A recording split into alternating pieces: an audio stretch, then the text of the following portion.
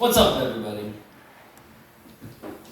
My name's Brady, and who here has ever found themselves in a situation where they had to do something that they thought they'd never have to do? Yeah, Jonah's like every day. Well, see, I believe that who we are and what we're willing to do really depends on our situation. You know, like, I'm pretty sure the Donner Party would have proudly declared at the beginning of their trip that they would never eat their family members.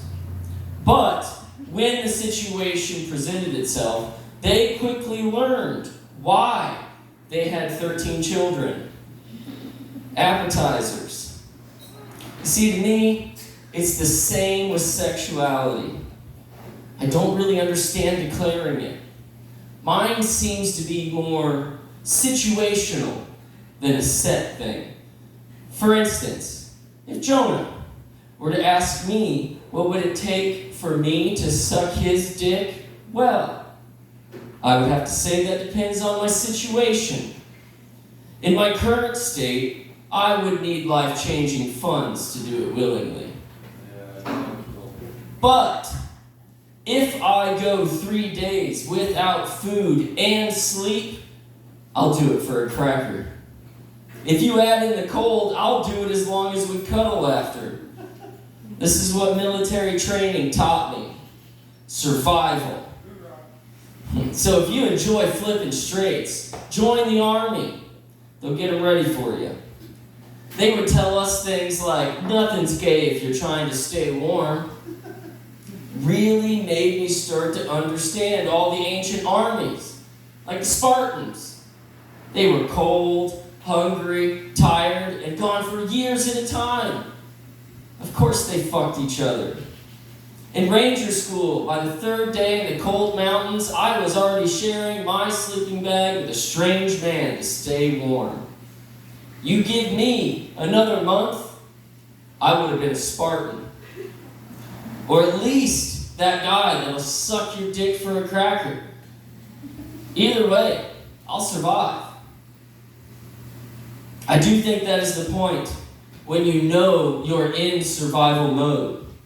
You know, you get done eating a saltine and sucking a dick just doesn't sound too bad. Sometimes I eat a saltine just to be sure, see if I'm in survival mode. That's so sick.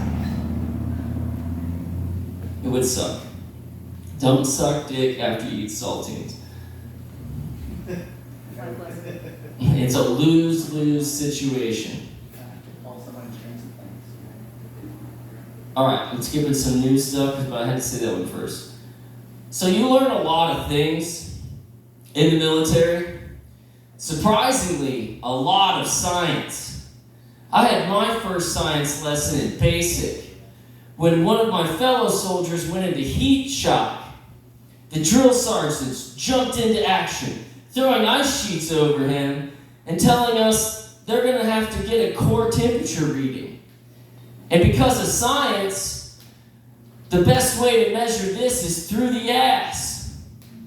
We then stood around our organ-failing comrade as an overly excited medic pulled out a large rectal thermometer, and it made it disappear like a reverse sword in the stone in Private Smith's ass.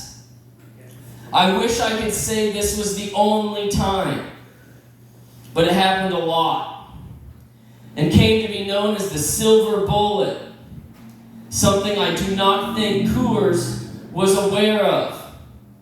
I mean, when that train crashes through the walls on their commercials, I get a much different feeling inside than I think they expected, especially since they added Charles Barkley to the train. He's brown. I got another science lesson in Ranger Battalion when I was being instructed, along with others, in hand-to-hand combat. It was mostly what I imagined. You know, slaps to the ears, hammer fists, learning how to choke each other to sleep. But then they sprinkled in some science, you know, telling us that during a fight to the death, If you can cause your enemy's brain to experience something new and startling, it will lag for a few seconds, giving you time to kill them. Very important. And because of science, you can achieve this with a good hard finger in your enemy's asshole. The lesson then concluded with practice. They said it was training. It sure felt like a fight for my life. I had some of the nation's top warriors with the stiffest thumbs coming right at me, trying to get me in a sleeper hold, make my asshole hurt. Chappelle warned me about this. His name just wasn't Tyrone. You want to talk about making your asshole pucker? Well, mine could cut rebar. I had never fought so hard in my life, nor have I violated stronger men. All in the name of science. So when Fauci came on the scene in 2020, telling the whole nation to just trust the science, I was bent over before he could finish the sentence. I didn't know what it was, but I knew where it was going. Some new stuff. It has led me to steer away from fights, though. I don't want to be that guy that gets into bar fights and my military training kicks in. I mean, I have kids now. My dad can beat up your dad. Yeah, well, my dad will stick his finger in your ass. And I cannot be that guy. Do it. I have before, that's the problem. I'm trying not to do it again. I'll back it. You don't want me to have your back. That's the whole thing. I didn't say I let you have my back. So I've mentioned before, I'm not gay. But there was a period of like 7 days where I wasn't so sure. It all started right after I made it to Ranger Battalion. But before I could meet my new platoon, I was called to the administration building and ushered into a small room with a large table and 2 chairs. There was a man sitting in one chair. I sat in the other. The door closed, and he said, "I'm a trained military interrogator. We know that Sanchez and you are gay together. We know that you have an apartment in downtown Columbus and that you use it to sell guns and drugs." What the fuck? I have no clue what is happening.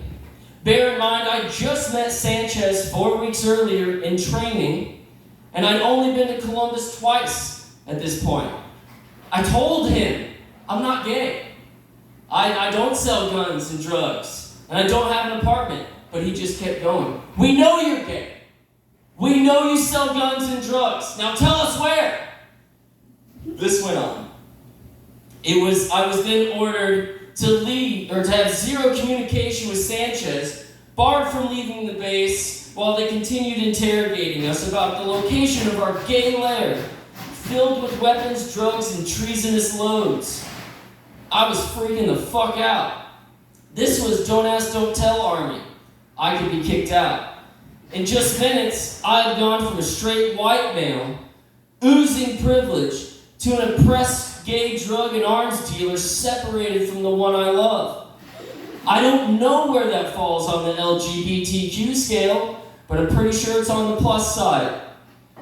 This went on for a week, and they were convincing.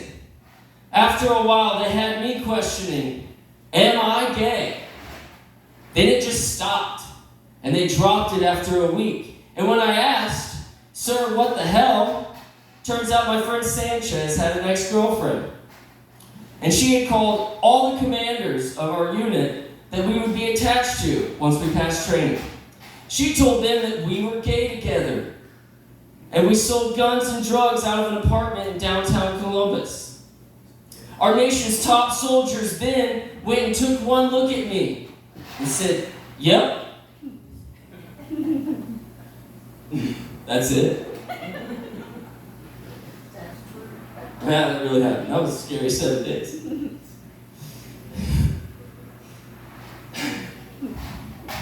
You guys ever have like movies that you watched as a kid that scared the living shit out of you?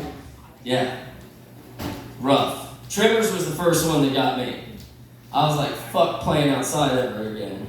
I was done with that shit. Everyone's seen Tremors, right? Oh my god. You should watch Tremors. Kevin Bacon, like, worms come out and eat everybody out of the ground. It's great shit. But it scared the fuck out of you when you're a kid. Another one was The Mummy with Brendan Fraser. That one scared the shit out of me. But not The Mummy. It was those bugs that would, like, eat your brain. They crawl inside your body. Yeah, fuck those bugs. I watched The Mummy in theaters with my family when I was 10. And during this terrifying movie, right as the man is smashing his head into the wall because one of those bugs is eating his brain, my asshole became so violently itchy. And I had to scratch it.